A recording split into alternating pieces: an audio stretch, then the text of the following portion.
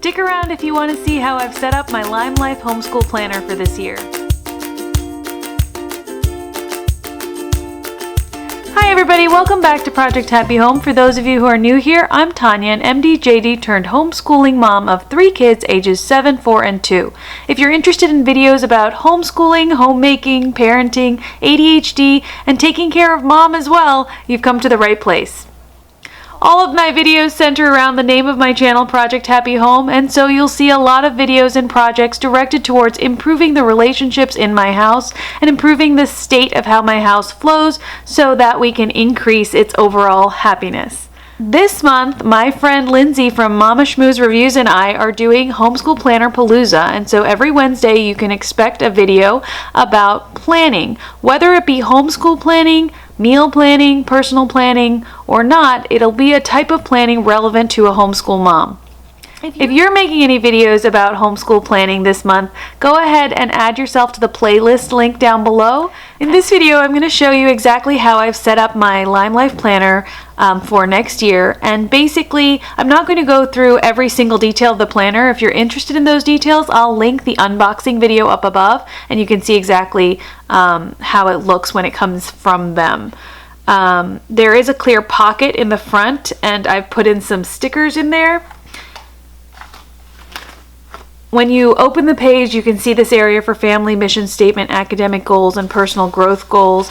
I haven't filled those out because I think they are a little bit personal to my children. There's an area for login and passwords, and then there are several expense tracker pages. There's an area, several pages in fact, to record field trip information, which is a really nice feature. There's also a page for educational resources. I've listed some of the online resources that I use more frequently than not, which include Homer and Khan Academy. There's several pages for contact information. I plan to use these mainly for listing the addresses of pen pals that we have, as well as some friends that we call for play dates very often, as well as some family members that we write to as well. The calendar pages in my LimeLife unfortunately did not come properly sorted with an August start date, and in all honesty, I don't know that I can blame LimeLife Planner for that because I cannot recall whether I specified or not. In any case, I covered it up with a little washi tape and wrote in the month that I will be starting in. I whited out all the dates and wrote in my own, and it's not a big deal. It took very little time. I like the calendar pages because they're nice and large, and I plan to use these mainly for events that I know are already blocked in that cannot be changed. So, for example, here we have the first day of science class on the 29th, and other things like co-op dates, things that don't have anything to do with my decision-making process. And that's all I expect to use these calendar pages for. I'm not using this planner as a journal or a record of sorts. I'm going to save that for my day designer planner. So in that planner, I'll be putting in exactly kind of a record of what we do each day. Here, I just want it to be a grid of things that I cannot change. Here I flipped open to a random page to show you how I've organized the daily spread. The planner has a vertical orientation with 1, 2, 3, 4, 5, 6, 7, 8, 9 boxes. I believe this is layout I from the LimeLife Planner for their homeschool planners. I've run a strip of washi tape across the top just to be cute, and that's from Daiso. And I also put in a little number 3. So I numbered the weeks from 1 to around 44, I believe. And I've organized the tabs that way as well. So if you can see, this tab says 1 through 4. So it has weeks 1 through 4 here. And the other tabs run straight down from 5 to 8, 9 to 12, 13 to 16, 17 to 20, and all the way down. They used to say the months, but obviously I had to change that. I wanted to have numbered weeks so that I could track how far along we were in our progress without feeling like we were falling behind. This year, using a dated planner, I realized that I didn't like having to flip back a few months and actually see a date of when I was scheduled to do something originally, because it made me feel like we were falling far behind, when in reality we were just following our own pace. Psychologically, I like having just a number of the week instead of a temporal identification of the assignment time, so that I just know how far we've progressed. Oh, we're in week 3 of math. We're in week 7 of English. That's fine. It's not so much that, oh, we haven't done all the things we were supposed to do 2 months ago. if that makes any sense. You can see that I've used different color fine liner pens here to mark out what we do, and there is color coding involved. Most of my son's second grade work is in black. Occasionally there'll be a class or something in green or dark blue. Everything that is from this particular curriculum is in green. All the hot pink is for my daughter, who's a rising kindergartner, and the orange is also one particular curriculum for her. And in red here, that is also just a language arts type of curriculum for my son. So there is organization, but it's not color coded by student. Straight down the side here, I've stamped in the different subjects. Now this is one thing that I really missed from my plum paper planner, and that was that plum paper comes with your chosen subjects already identified. One thing I did like more about the LimeLife planner, however, is that plum paper comes with, I believe, 7 boxes, and this one comes with 9. So I had 2 more options for boxes. And what I did with that is I did reading, English, which basically I've split into language arts. So language arts, and there's no real rhyme or reason to how I split that up. Though going forward, I would probably split it up by like spelling and grammar and perhaps creative writing or something like that. Here we have math and science, history, geography gets 1 box, art and music gets another. Here I have things that we do on the side. So this little symbol I use to mean things like logic and games and puzzle books. Here we have game and gym, and that's basically for PE activities, outdoor games, play dates, board games, anything we do for fun. So you'll see here I have a blank space for movie, and that's because I'd like to at least every week do a movie. Friday is a day that I don't really put in set activities for. Instead, I list out some activities for that subject that I'd like to get done at any point throughout the week. So for science, here I've listed science video, nature walk, and nature surprise. We try to find out some sort of nature surprise on our nature walks and find out about that particular item or animal or plant and do a little notebooking about that. So that's what that refers to. And here it says like puzzle and maze, here movie. Up there in language arts it says poetry tea time, jokes and riddles, and copy work. So those are all things I'd like to do at some point throughout the week. On the right hand column here you can see there's an area for notes that's lined, and then there's 2 blank boxes. I put in 2 labels here. So one says read, and this will just list out books that we have been using that week. Not necessarily books that we finished, so much as books that we are reading that we've laid hands on. So this list will probably fill up quickly. At the bottom, I've added a sticker that says words of the week, and basically that's just new words that we are interested in, anything that I remember that they've mentioned that they didn't know, things that we might be looking up, any root words that we might be looking up, just an interesting little box there so that I can easily flip back to last week and see if we've reviewed that.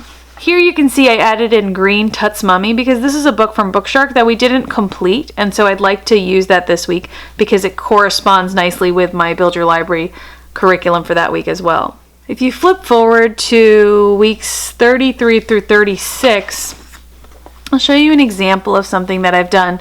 This is a list of things to do in April. So weeks 33 through 36 should fall in April for us. I'm not sure that it will, but it should. And so on these 2 pages, I've added a strip of washi at the top and laid across it the 2 sheets of things to do in April. And this is a printable that came from AliciaHutchinson.com, and I really like some of the activities she lists. She lists a lot of links in it as well, so I plan to go online if I need to use any of those links, but some of them are just really fun. So here it says Passover begins on April 10th, hold a Seder meal. Here it says take an inventory of kids' spring clothes, buy tulips or daffodils. So it includes things both for homeschooling as well as for your house. So do some spring cleaning, get excited for next year's homeschool, go to a local conference if you can. It's just a nice reminder for a homeschool mom of things that you might want to do that month and ways to stay enthusiastic as your year comes to a close. So I plan to do that for every single month as I get the email from her. I plan to print it out and just tape it in and then go forward. The last section of the planner has a section called records. And I've decided to label these across the top by week. So this is the third page of this. So it goes from 27 to 52. And the previous page was done as well. So I have from 1 to 26 here and from 27 to 52 here. And if you go straight down, I've listed a lot of the things in my homeschool that I would like to do on a regular basis. Many of them are ideas from Julie Bogart's Brave Schooling. Poetry tea time, free writing, nature journaling, art study, movie night, theater, meaning like plays or the orchestra, board games, park days with friends and park days with just family, nature walks, and swimming. Because of all the things my kids do, I think they all enjoy swimming the most. And I'd like to do it with them as much as possible next year, because I've decided that for next year, my main focus is going to be on enjoying ourselves as much as possible while we learn. Not really learning as much as possible while having fun. I want to have as much fun as possible while also learning, and this is the way I plan to do it. So I would really like to do as many of these as I can manage, and I think it'll also give me a good idea of what is realistic in next year. You'll notice that I have several free pages left over. And after the progress pages, there's several attendance record pages, and I have labeled the tops of these with one for my son, one for my daughter, one for a particular co-op that we go to, one for a particular playgroup that we participate in, just to see how often we do these things. There's a series of reading lists, quite a few, which I love, and they have book title, author, date, and a section for rating. I'm going to use these from back to front and front to back. So the first one I'm going to label with my son's name, and his reading will continue in this direction. And the last one I'm going to label with my daughter's name, and her reading list will continue in that direction. And hopefully we'll have enough for each of them. If not, I can always add additional sheets and just tape them in.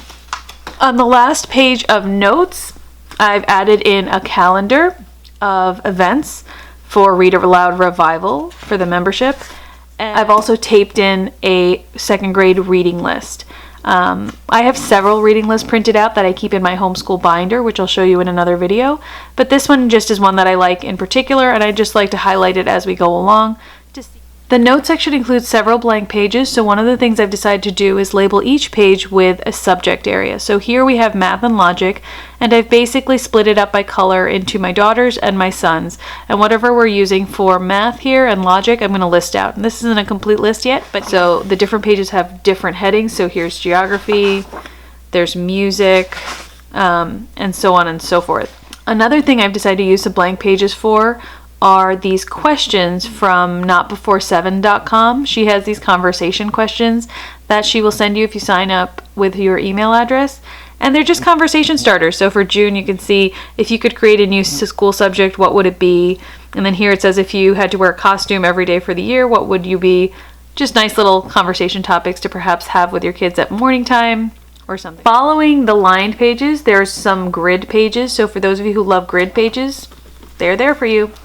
So this is one of my homeschool planners for next year. As you can see, I've planned out quite far, all the way to like week 38 and beyond, and it gets a lot less busy as we go because I want to leave room for falling behind, which will inevitably happen, but also because there's less to do as we go because some of the things have finished. So if you can see here, I just put an end when we come to the end of a particular book.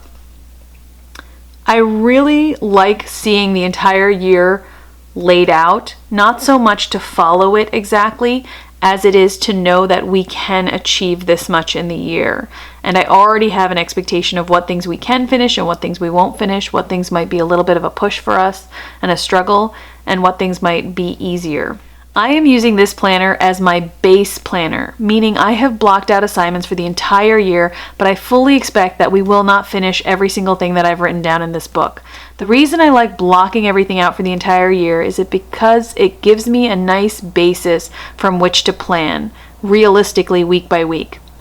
The other planner that I showed you earlier, the Day Designer Planner, will be what I use to record what we actually do in a day. So what I might do is, if we're in week 18 and we've gotten here, I realize that we might be at week 18 for math, but we might be at week 17 for reading. So I'll just have flags, one here for math and then one here for English, and I'll just flip back and forth. As we complete the tasks, I'll fill in the little box, and we'll just move forward in every category as we progress. And that's totally okay with me. So in my day designer, for example, on the 18th week, if we finish time 68, I'll write down time 68. So the day designer will record what we actually do and gauge our progress. This is to give me a plan from which to work, almost like an instructor's guide. This is my own personal instructor's guide, and the day designer will be a record of what I actually do. Thanks so much for watching, you guys. I really appreciate it. Again, if you have videos that you want to add to the playlist, please check the link down in the description box below and do so. And make sure you check out Lindsay's channel at Mama Schmooze Reviews, because she's been posting some great homeschool videos for planning this month as well. As always, thank you so much for watching. If you like this video, hit the thumbs up and don't forget to subscribe. I hope you have a wonderful day.